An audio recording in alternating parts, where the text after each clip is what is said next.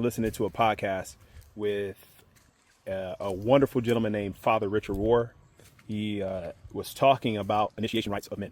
He did a lot of study on men in Africa, Australia, and talking about initiation rites. And he had said something that I think is really profound. He said uninitiated men is very dangerous for society. And initiated men, they have a better balance on life and understanding with life. And so I probably butchered some of that, but let me give you some context. In the past, when I was much younger, I made a ton of mistakes, and some of my mistakes could have been avoided having the fact that I had a dad or strong male role model around, which I didn't. So it wasn't until I found myself in the environment of the Army, specifically around special operations, where I had to go through initiation rites to even be a part of that community. That caused me to be a little more focused and disciplined with my actions and really submissive to leadership in a good way, not in a way that's demeaning my own self or how I carry myself, but allowed me to step up to the plate.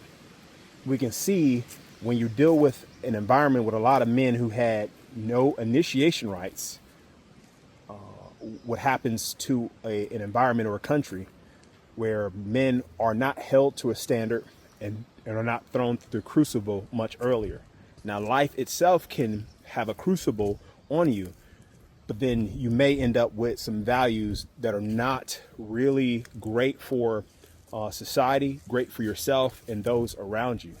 So it's important that we take a step as we identify the young men that are coming up in our society, take time to speak to them and speak truth into them, and then hold them to a higher standard than they're holding themselves to, so that as they go through initiation, they understand what it means to be a man and to carry that mantle and to have the love and respect for others, themselves, and not just that, but their environment.